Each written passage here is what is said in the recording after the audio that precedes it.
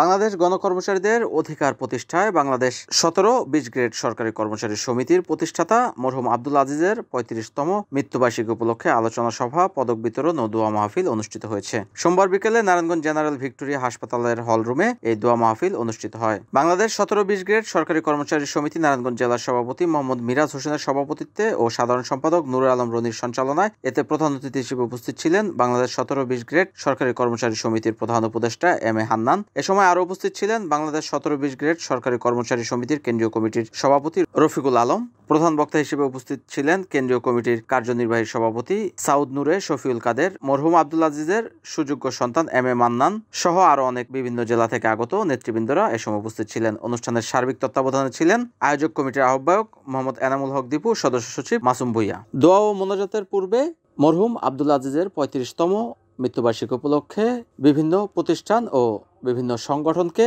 পদক প্রদান করা হয়। এতে নারায়ণগঞ্জের জনপ্রিয় টেলিভিশন এনএন টিভি পদক গ্রহণ করেন। গাজীপুর জেলা শাখা জনাব সাউদ নূরে শফিউল কাদের সাহেব। এই পর্যায়ে সম্মাননা সুযোগ নূর মোহাম্মদ ভাইকে। আজিজ সাহেব ছোট কর্মচারীদের জন্য, নিম্ন বেতনভুক্ত কর্মচারীদের জন্য তার সমগ্র জীবনকে বিসর্জন দিয়ে দিয়েছেন।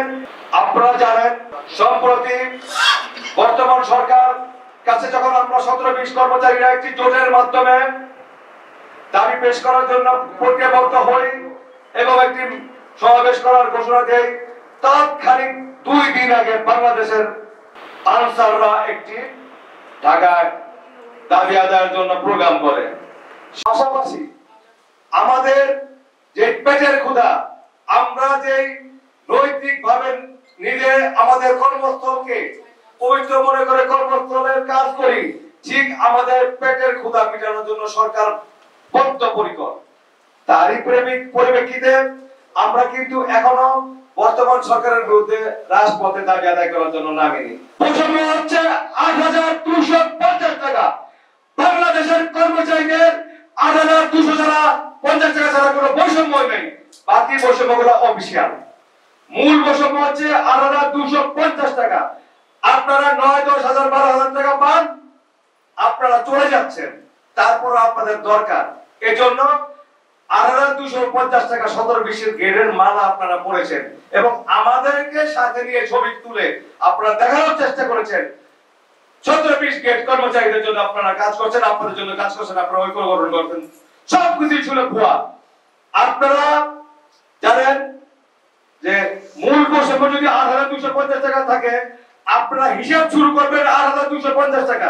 সেই হিসাবের জায়গায় বিশেষ বাংলাদেশের মধ্যে সবচেয়ে বড় বৈষম্য হচ্ছে কর্মচারীদেরকে ধরে রাখার জন্য, সরকারি অবকাঠামোকে দুর্বল করার জন্য 17-20 গ্রেড কর্মচারীরা দাবি আদায় করার জন্য মাঠে নামে। এই কারণে 17-20 গ্রেডকে বিলুপ্ত করার জন্য আউটসোর্সিং প্রথা নিয়োগ করে অস্থায়ীভাবে আলগা রাখবে, আন্দোলন এবং দাবি আদায় করার জন্য কেউ থাকবে না।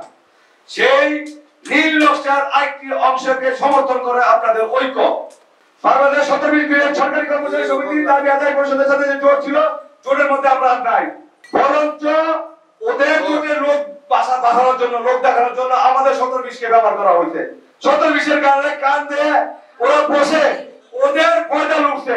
আমরা আর দাবি আদায় ঐক্য পরিষদের নাটকের সাথে নাই। কি স্পষ্ট পরিষ্কার ভাষায় আমি কর্মচারীদের কাছ থেকে একটু জানতে চাচ্ছি, আপনারা কি বলেন?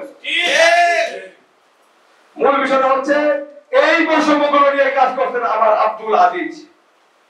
অতএব যারা দাবি আদায় করার জন্য নাটক করে, সেই নাটকে আমাদের যাওয়ার দরকার নেই। আমরা নিরীহ কর্মচারী, যেহেতু ৮,২৫০ টাকা বৈষম্য, এই বৈষম্যের বিরুদ্ধে আমরা সবসময় স্পষ্ট মনে থাকবো।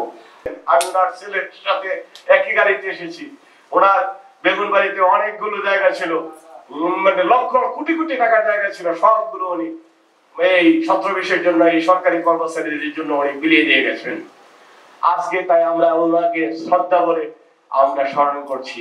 আল্লাহ সুবহানাহু ওয়া তাআলা ওনাকে অবশ্যই ব্যস্ত নসিব করবেন। আমার এখানে কোনো দান্দাবাজি চলবে না। নেতা হবেন, নেতার যোগ্যতায় হবেন। আপনি টাকা দিয়ে নেতা হওয়া যায় না। মানুষকে যখন ভালোবাসবেন তখন নেতা হতে পারবেন। এই সংগঠনে আমি বহু নেতা দেখছি, আজকে আসছে কালকে চলে গেছে। এরকম নেতা আমার দরকার নেই। এই সংগঠন ভালোবাসতে হবে আজিজ সাহেবকে, তাহলে এই সংগঠনকে আপনি ভালোবাসেন আমি মনে করব।